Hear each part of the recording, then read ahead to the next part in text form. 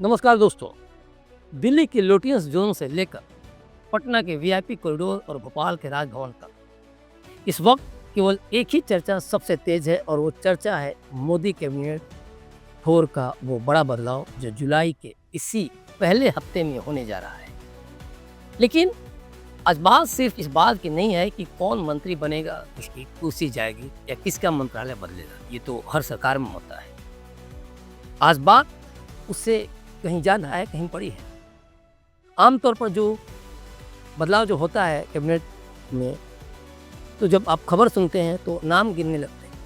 नीतीश कुमार आएंगे या नहीं आएंगे, गिरिराज सिंह रहेंगे या हटेंगे, संध्या राय को मौका मिलेगा या नहीं, या फिर शक्तिकांत दास और राघव चड्ढा जैसे नाम अचानक चर्चा में क्यों आ गए। कई तरह के सवाल आपके मन में उठते होंगे और फिर लगता है कि देखते हैं किसकी लिस्ट में नाम है, किसका नहीं। तो आज की असली कहानी नामों से में नहीं है। असली कहानी उन संकेतों, उन मैसेजेज में है जो इन नामों के पीछे छिपे हैं। राजनीति में हर नाम एक मैसेज लेकर आता है। कोई नाम गठबंधन को संभालने का संकेत देता है, कोई नाम जातीय समीकरण को साधने का, कोई नाम चुनावी राज्य की तैयारी का, और कोई नाम सरकार के परफॉर्मेंस रिपोर्ट का संकेत देता है, इंडिकेशन देता है, और कोई नाम ये बताता है कि प्रधानमंत्री मोदी अगले कुछ सालों की राजनीति किस दिशा में ले जाना चाहते हैं। तो आज हम आपको नाम नहीं गिराएंगे, बल्कि नामों के पीछे की इनसाइड स्टोरी को समझाएंगे। अगर इस पूरी खबर को एक छोटे से फ्रेम में एस्टैब्लिश करें हम, तो मोदी कैबिनेट का यह संभावित फेरबदल सिर्फ मंत्रियों की अदला बदली नहीं है। यह 3 मोर्चों पर एक साथ खेला जा रहा है। पहला मोर्चा है राज्यों में अगले चुनाव की जातीय और क्षेत्रीय इंजीनियरिंग। दूसरा, नॉन परफॉर्मेंस की बेरहम विदाई। और तीसरा, विपक्षी खेमों में हुई महासेनमारी के बाद उनके बड़े चेहरों को दिल्ली के सत्ता के गलियारे इनाम देना। आइए अब इस पूरी विसाख को परत दर परत और बहुत विस्तार से समझते हैं। परफॉर्मेंस रिपोर्ट की मैंने बात की, तो परफॉर्मेंस रिकॉर्ड जो कार्ड है, परफॉर्मेंस रिपोर्ट कार्ड के अनुसार देखा जाए तो इन 6 मंत्रियों पर हम चर्चा करेंगे जिन पर कारीगरी है। तो चलिए शुरुआत करते हैं उस हिस्से से जो सबसे ज़्यादा संवेदनशील है, यानी सरकार का इंटरनल परफॉर्मेंस ऑडिट। मोदी सरकार की कार्यशैली को जो लोग करीब से जानते हैं, पता है कि यहाँ सद्भावना से ज़्यादा डिलीवरी मायने लगती है। अगर आपके पास रिपोर्ट कार्ड नहीं है, आपने काम नहीं किया है, तो तय मान के चलिए कि आपकी कुर्सी सुरक्षित नहीं है। इस बार 6 बड़े चेहरों को कैबिनेट से बाहर का रास्ता दिखाया जा रहा है और इसके पीछे की वजह आंखें खोलने वाली है। इस लिस्ट में पहला बड़ा नाम है शिक्षा मंत्री धर्मेंद्र प्रधान का, जिनको लेकर अभी जंतर मंतर पर सीजेपी यानी कोकरोच जनता पार्टी धरना प्रदर्शन भी कर रही है।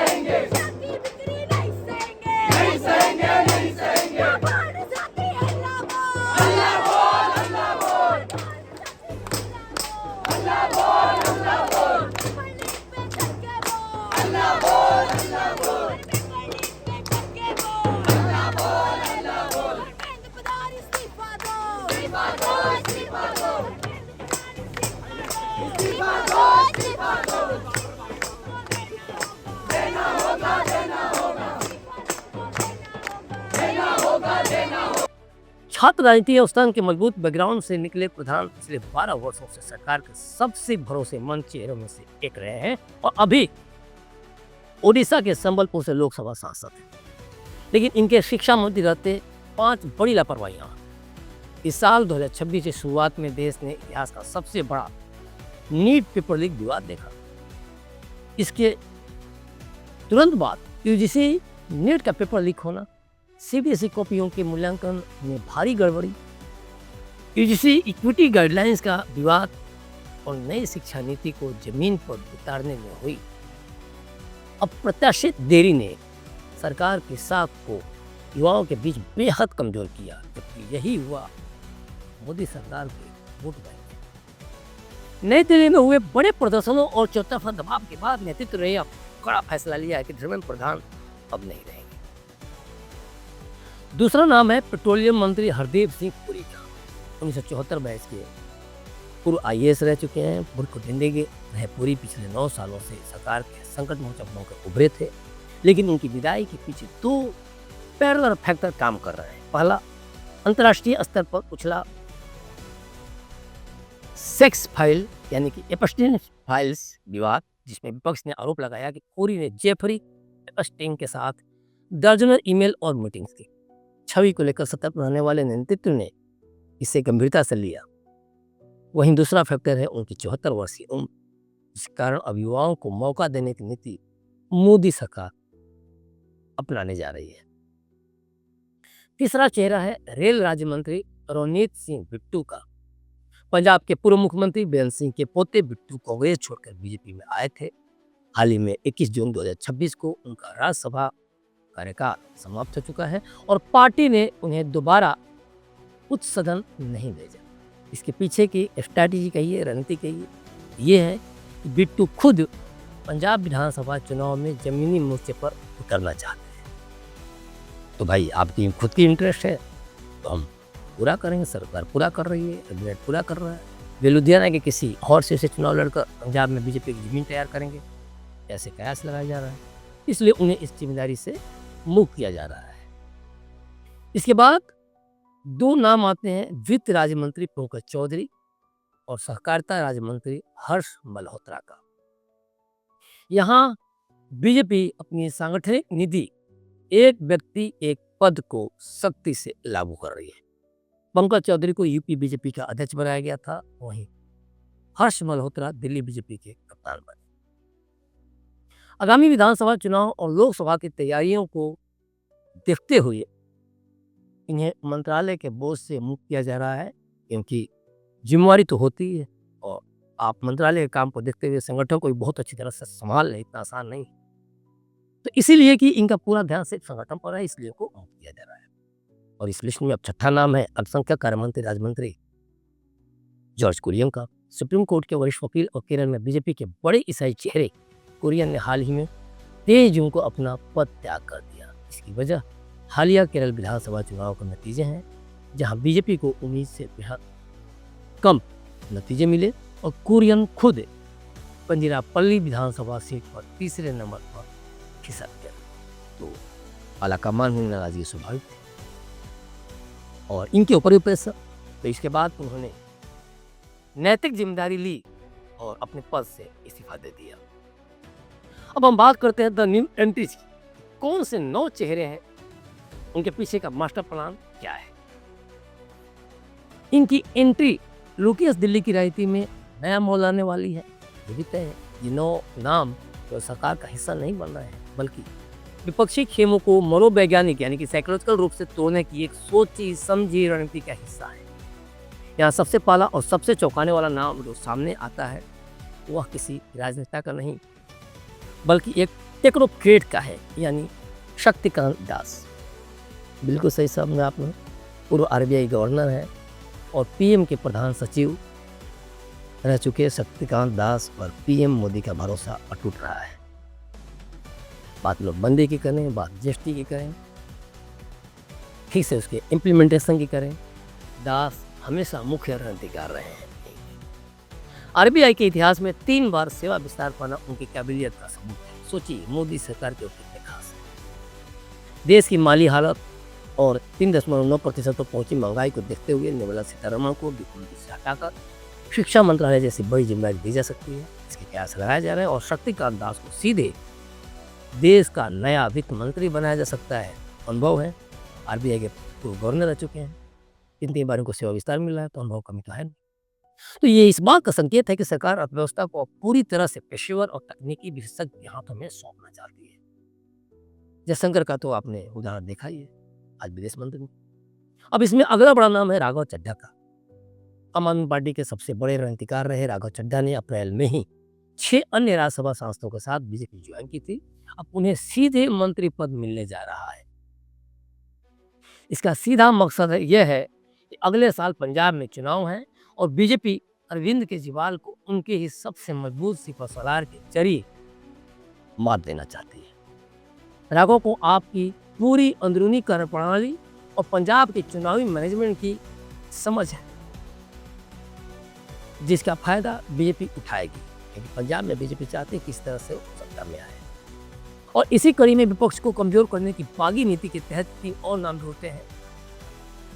महाराष्ट्र में उद्धव ठाकरे का गुट तोड़ने वाले मुख्यमंत्री एकनाथ शिंदे के बेटे श्रीकांत शिंदे और संजय दीना पाटिल को दिल्ली में मंत्री पद मिलना इस बात का इनाम है कि उन्होंने महायुति गठबंधन को मजबूत किया। वही पश्चिम बंगाल में ममता बनर्जी के अभेद्य किले में दरार डालकर 20 टीएमसी सांसदों के साथ पाला बदलने वाली काकोली घोष दस्तेदार को मंत्री पद दिया जा रहा है। इनाम तो मिलना स्वाभाविक था, बहुत बड़ा काम किया इन्होंने। ममता को 3 बार की सत्ता से उखाड़ के फेंकने का असर नहीं था। तो इसका सीधा मैसेज ये है कि अगर आप विपक्ष को तोड़कर हमारे साथ आते हैं तो हम आपको सीधे दिल्ली की सत्ता में हिस्सेदार बनाएंगे। बाकी 4 नामों में संगठन सोशल इंजीनियरिंग का सटीक कॉकटेल है। हिमाचल में हुआ वोटर्स को लामबंद करने के लिए पूर्व सूचना प्रसारण मंत्री अनुराग ठाकुर की वापसी हो रही, तेज तरार है। जवाब तो इतना शानदार कि शायद ही कोई नेता दे पाए। मध्य प्रदेश में सभी 29 लोकसभा सीटें जिताने का इनाम प्रदेश अध्यक्ष वी.डी. शर्मा को मिल रहा है। इससे राज्य में अगली पीढ़ी का राष्ट्रीय नेतृत्व तैयार होगा। दिग्गज नेता है, अच्छी पहचान है, अच्छी मजबूत पकड़ है जमीन पर। दूसरी तरफ पंजाब की कमान संभालने के लिए राज्यसभा सांसद अरुण चुग को कैबिनेट मंत्री बनाया जा रहा है। और उत्तर प्रदेश के आगामी चुनाव को देखते हुए पश्चिमी यूपी के वैश्य समाज को साधने और सांस्कृतिक मुद्दों को धार देने के लिए मेरठ के सांसद, यानी आप समझ गए होंगे मैं किसकी बात कर रहा हूँ, रामायण के राम अरुण गोविल जी, इनको भी कैबिनेट में शामिल किया जा रहा है। अब अगले पार्ट में हम बात करें अगर पोर्टफोलियो शफल की और मंत्रालयों की गणित की, तो ये भी बड़ा इंटरेस्टिंग है। दोस्तों, बात सिर्फ नए चेहरों की नहीं है, कुछ मौजूदा कैबिनेट मंत्रियों के विभागों में भी देखा जाए तो बड़ा फेरबदल होने जा रहा है, जिसका सीधा संबंध देश की मौजूदा प्रशासनिक प्राथमिकताओं में से है। जैसा कि मैंने पहले बताया कि वित्त मंत्रालय में शक्तिकांत दास के आने की सुगबुगाहट के बीच निर्मला सीतारमण को शिक्षा मंत्रालय जैसा अहम और नीतिगत विभाग सौंपा जा सकता है, ताकि ये धर्मेंद्र प्रधान के जाने के बाद वहाँ की व्यवस्था को रीसेट कर सके। बड़ी बदनामी होगी दौरान शिक्षा मंत्रालय को, वह दूर हैं, फॉरवर्ड कास्ट भी काफ़ी हद नाराज है। तो इसके अलावा मध्य प्रदेश की कदावर नेता की अगर बात करें तो ज्योतिरादित्य सिंधिया हैं, जिन्हें एक हाई परफॉर्मिंग और डिलीवर करने वाला नेता माना जाता है। इनका प्रमोशन तय है। अभी इनके पास पूर्वोत्तर क्षेत्र विकास और संचार मंत्रालय है, लेकिन क्षमता को देखते हुए उन्हें रेल, वाणिज्य या उद्योग जैसा कोई भारी भरकम और सीधे जनता से जुड़ा मंत्रालय दिया जा सकता है। वहीं कर्नाटक के प्रहलाद जोशी को भी उपभोक्ता मामलों से हटाकर किसी बड़े राजनीतिक प्रभाव वाले मंत्रालय में भेजा जा सकता है, क्योंकि 2028 में कर्नाटक में होने वाले विधानसभा चुनावों के लिए बीजेपी को अभी से अपनी जमीन मजबूत करनी है। साउथ इंडिया को तो जीतना चाहती है और ये कर्नाटक एक अगली कड़ी है और इसीलिए पूरी कवायद कोशिश हो रही है। अब बात करते हैं मोदी गवर्नेंस के 4 ऐतिहासिक स्तंभ की और चलते हैं सीधे उस कोर थ्योरी पर, जिसे हम कह सकते हैं कि मोदी गवर्नेंस का महा फॉर्मूला यही है। अगर आप 2014 से लेकर अब तक के पूरे इतिहास को खंगालेंगे तो आपको समझ आएगा कि मोदी कैबिनेट का यह पूरा ढांचा 4 मजबूत खंभों पर टिका हुआ है। यह एक ऐसा चक्रव्यूह है, इसे समझे बिना आप आज के इस बड़े फेरबदल की क्रोनोलॉजी को कतई नहीं समझ सकते, कभी नहीं पकड़ पाएंगे। तो आइए इन 4 खंभों को एक एक करके डिकोड करते हैं। इसमें सबसे पहला खंभा है no performance no position. Modi सरकार इस पे 0 टॉलरेंस की नीति अपनाती है, यानी बहुत साफ है कि अगर काम नहीं करोगे तो आपकी कुर्सी भी सुरक्षित नहीं रहेगी, आपकी छुट्टी तय है। और इसका सबसे बड़ा उदाहरण हमने पूर्व में भी देखा कि जब विदेश राज्य मंत्री MJ Akbar, IT minister Ravishankar Prasad, Ramesh Pokhriyal Nishank और प्रकाश जावड़ेकर जैसे दिग्गजों को परफॉर्मेंस ऑडिट में फेल होने पर एक झटके में हटा दिया गया, बाहर कर दिया गया था। और आज वही गाज धर्मेंद्र प्रधान पर गिर रही है, तो कुछ छुपा तो नहीं रह गया है मोदी कैबिनेट। अब बात करते हैं दूसरे बड़े खंभे की, नौकरशाहों और डोमेन एक्सपर्ट पर अटूट भरोसा। इस सरकार का यह बिल्कुल साफ पैटर्न रहा है कि जो मंत्रालय बहुत जटिल है, टफ है, उनकी कमान ट्रेडिशनल लीडर के बजाय, पारंपरिक नेताओं के बजाय पूर्व अधिकारियों या विषय विशेषज्ञों को दी जाए। जैसे कूटनीति के लिए एस जयशंकर और इंफ्रास्ट्रक्चर के लिए अश्विनी वैष्णव को दिया गया।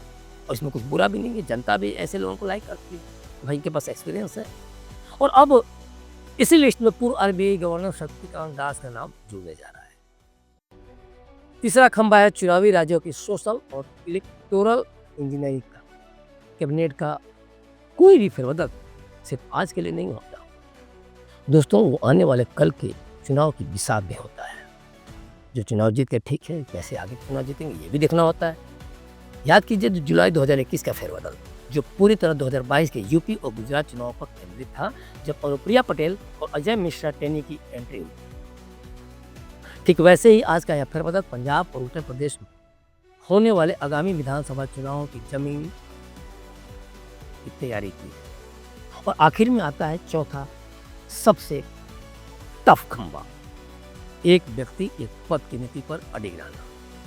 बीजेपी अपनी इस सांगठनिक नीति को लेकर इतनी सख्त है कि इसी से समझा जाता है कि पूर्व में राजनाथ सिंह और अमित शाह ने मंत्री बनते ही अध्यक्ष पद छोड़ दिया था। और आज जैसे ही पंकज चौधरी और हर्ष मल्होत्रा को संगठन में कमान मिली, उन्हें कैबिनेट के बोझ से मुक्त कर दिया गया, ताकि उनका पूरा फोकस सिर्फ और सिर्फ चुनाव जिताने पर रहे। अब अगले पार्ट की बात करें राज्यों की, तो बिहार की बिसात, मध्य प्रदेश का दांव और राजभवनों का सस्पेंस इस पार्ट में है, इस पर हम जिक्र करेंगे। और इस पूरी राजनीतिक पटकथा में बिहार और मध्य प्रदेश के समीकरणों को समझना भी बेहद जरूरी है। बिहार में मुख्यमंत्री का पद छोड़ने वाले नीतीश कुमार को लेकर कयासों का बाजार काफी गर्म है। अमित शाह और मोदी खुद नीतीश कुमार को कैबिनेट में शामिल करने की इच्छा रखते हैं, ताकि उनके लंबे प्रशासनिक अनुभव का फायदा उठाया जा सके और जेडीयू बीजेपी के बीच राष्ट्रीय स्तर पर बेहतर समन्वय तालमेल बने। कुछ ऐसे यूट्यूबर भी हैं, पहले से शोर मचा रहे हैं, ये समर्थन खींच लेंगे, लेकिन अंदर तो कुछ और पक रहा है कि उनको पता ही नहीं। हालांकि नीतीश दुविधा में है कि इस उम्र में दिल्ली आए या बिहार में मार्गदर्शक बने। वही बिहार से गिरिराज सिंह की जगह युवा भूमिहार चेहरा विवेक ठाकुर और सतीश चंद्र दुबे की जगह बार काउंसिल ऑफ इंडिया के चेयरमैन मनन मिश्रा को लाकर ब्राह्मण मतदाताओं को साधने की तैयारी है। राजपूत कोटे से जनार्दन सिंह सिग्रीवाल भी रेस में आगे चल रहे हैं। दूसरी तरफ मध्य प्रदेश की सियासत में भी बड़ा फेरबदल होने जा रहा है, ये भी तय है। अगले साल होने वाले यूपी विधानसभा चुनाव को देखते हुए एमपी के भिंड से सांसद संध्या राय को मंत्री बनाया जा सकता है, क्योंकि यूपी चुनाव बहुत जरूरी है, हल्के में नहीं लिया जा सकता। हालांकि योगी जी अच्छा काम कर रहे हैं, अब तीसरी बार भी आने की संभावना पूरी तरह से है। संध्या राय जाटो समाज से आती हुआ भिंड संसदीय क्षेत्र यूपी एपी के बॉर्डर पर है। मायावती के कोर जाटो वोट बैंक में सेंध लगाने के लिए बीजेपी इस महिला चेहरे का इस्तेमाल करेगी। वहीं आदिवासी चेहरों में बड़ा बदलाव करते हुए सावित्री ठाकुर की जगह शहडोल सांसद हिमाद्री सिंह और दुर्गादास उइके की जगह खरगोन सांसद गजेंद्र सिंह पटेल को मौका मिल सकता है, क्योंकि इसके लगातार सुगबुगाहट तेज हो गई है और पेपर से लेकर हर जगह नाम भी है। बिंद के कुर्मी मतदाताओं को साधने के लिए सतना के 5 बार के सांसद ग्रेस सिंह भी रेस में पूरी तरह फिट बैठ रहे हैं। लेकिन रुकिए, कहानी का अंत सिर्फ कैबिनेट सूची पर नहीं होता है। राजनीति में किसी की विदाई का मतलब उसका द एंड कभी नहीं होता। इसी महीने यानी जुलाई 2026 में देश के कई राज्यों के राजभवन खाली हो रहा है। इसीलिए मैंने बोला कि थोड़ा रुकिए। 7 जुलाई को मध्य प्रदेश के राज्यपाल मंगू भाई पटेल का कार्यकाल खत्म हो रहा है। 22 जुलाई को गुजरात के आचार्य देवव्रत और यूपी की आनंदीबेन पटेल का लंबा कार्यकाल पूरा हो रहा है। इसके अलावा 15 जुलाई को गोवा और हरियाणा के राजभवन भी नए चेहरों का इंतजार कर रहे हैं। इसका सीधा मतलब क्या है? इसका सीधा मतलब ये है कि मोदी कैबिनेट से जिन वरिष्ठ मंत्रियों या सांसदों की छुट्टी होगी, उन्हें इन राज्यों के राजभवनों में महामहिम बनाकर एडजस्ट किया जा सकता है। ये सही टाइम भी है कैबिनेट फेरबदल का।